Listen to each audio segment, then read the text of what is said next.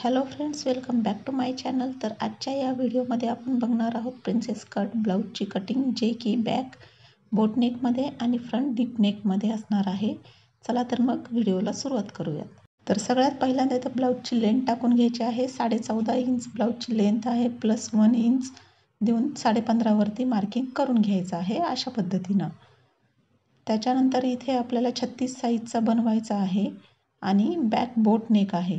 तर बॅक बोट नेक असल्यामुळे मी इथे शोल्डर जे आहे 6.5 इंचावरती घेतलेले आहेत. अशा पद्धतीनं 6.5 इंचावरती मार्किंग करून लाईन ड्रॉ करायची आहे. आर्म होलची 5.5 इंचावरती मार्किंग केलेली आहे.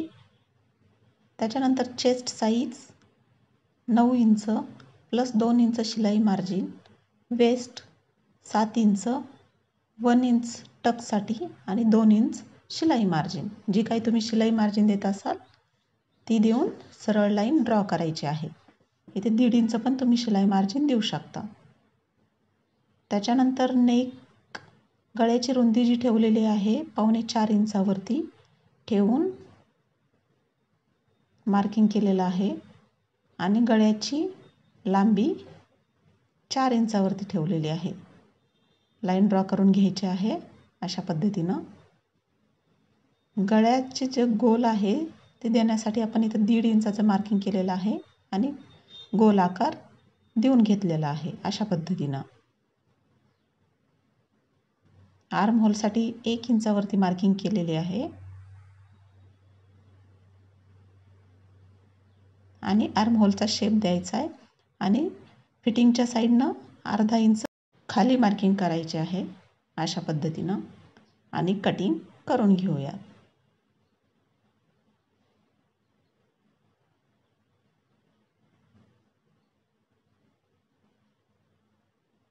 तर इथे बॅकची कटिंग झालेली आहे. आता फ्रंटसाठी कटिंग करून घेऊयात. तर फ्रंटसाठी कटिंग करण्यासाठी सगळ्यात आधी इथे एक लाईन ड्रॉ करून घ्यायची आहे. सरळ लाईन ओढून घ्यायची आहे आणि दुसऱ्या साईडनं 1/2 इंचावरती अशी एक मार्किंग करून घ्यायची आहे, जी की हुक आणि आईपट्टीसाठी कंपल्सरी आपल्याला. त्याच्यानंतर आपल्याला इथं ब्लाऊजची लेंथ टाकून घ्यायची आहे. तुमच्या ज्या ब्लाऊजची लेंथ असेल त्याच्यामध्ये प्लस 2 इंच ॲड करून मार्किंग करून घ्यायची आहे. तर मी इथे 14.5 प्लस 2 इंच असं 16.5 वरती मार्किंग करून घेतलेलं आहे आणि एक लाईन ड्रॉ करून घ्यायची आहे.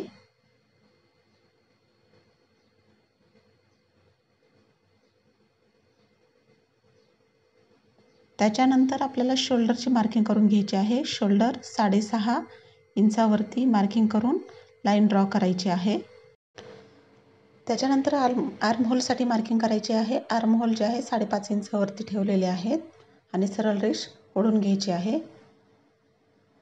त्याच्यानंतर chest size 9 inch plus 1 inch princess कटसाठी आणि 2 इंच शिलाई मार्जिन. नंतर गळा रुंदी जी आहे 4.25 इंचावरती मार्किंग करून घेतलेली आहे आणि गळ्याची जी लेंथ आहे ती 6 इंचावरती मार्किंग करून घेतलेली आहे. आता इथं फ्रंट डीप आहे, तर तुमचा जो काही डीप नेक असेल त्याप्रमाणे तुम्ही मार्किंग घेऊ शकता करून. त्याच्यानंतर 1.5 इंचावरती मार्किंग करून गळ्याची जी गोलाई आहे ती देऊन घ्यायची आहे. अशा पद्धतीनं ड्रॉ करायची आहे.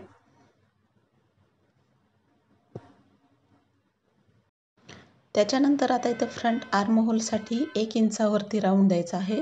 तर फ्रंट आर्म होल आत्ता कटिंग नाही करणार, जेव्हा आपण स्टिचिंग करणार आहोत त्यावेळेस फ्रंट आर्म होलचा राऊंड कट करणार आहोत. त्याच्यानंतर इथे टक्स पॉईंटचा देऊन घेतलेला आहे 10.5 इंचावरती. ब्लाऊजची जी काही लेंथ असेल त्यानुसार तुम्ही टक्स पॉईंट देऊन घेऊ शकता.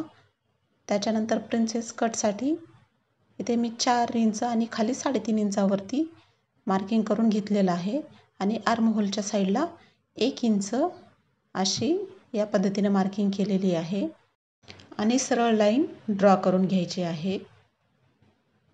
तर इथे आपल्याला त्याच्यानंतर प्रिन्सेसचा टक्स पॉईंट जो आहे तो द्यायचा आहे. तर मी इथे 2.5 इंचावरती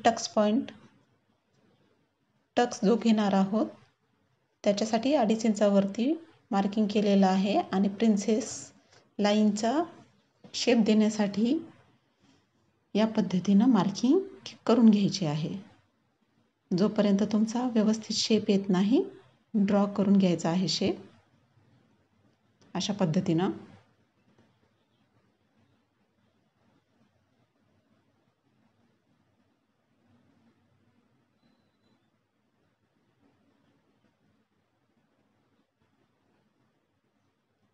इथे बॅकचा पार्ट ठेवून चेक करायचा आहे आणि खाली मार्किंग करून घ्यायचं आहे.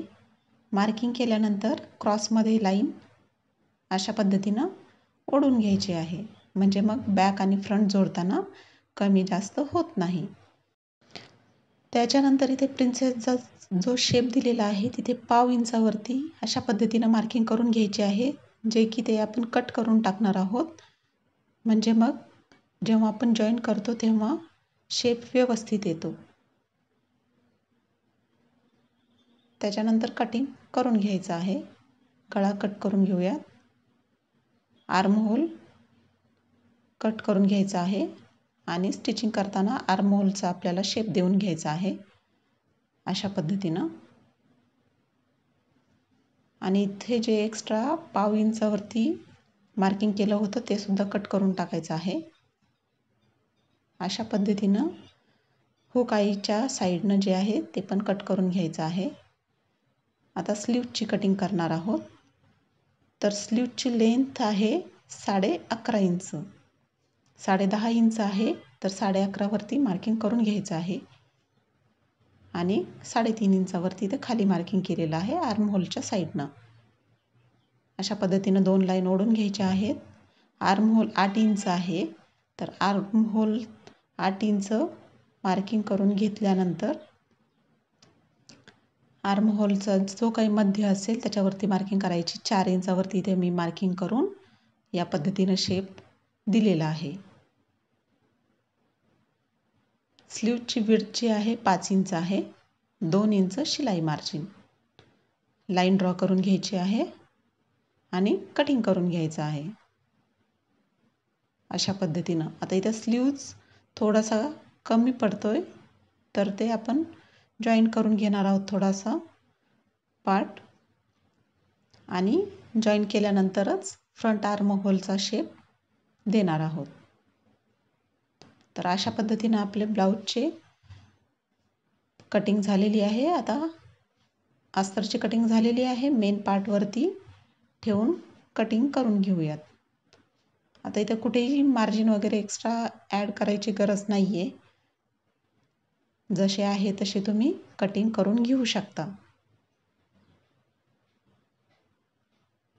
अशा पद्धतीने स्लीवची कटिंग करून घेतलेली आहे. डबल फोल्ड करून बॅकची कटिंग करून घेऊयात.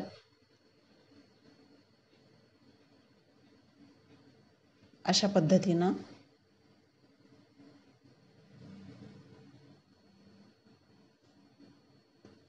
हाफ इंच शिलाई मार्जिन ठेवायचे आहे, म्हणजे जेव्हा आपण अस्तर आणि मेन फॅब्रिक जॉईन करतो तेव्हा कमी पडू नये याच्यासाठी.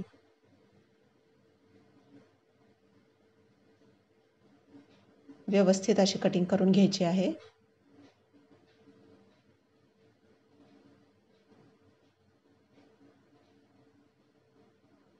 तर अशा पद्धतीने आपली इथे पूर्णपणे ब्लाऊजची कटिंग झालेली आहे. मी पूर्णपणे तुम्हाला स्टेप बाय स्टेप सांगण्याचा प्रयत्न केलेला आहे. जरी तुम्हाला काही समजलं नसेल तर कमेंट करायला विसरू नका.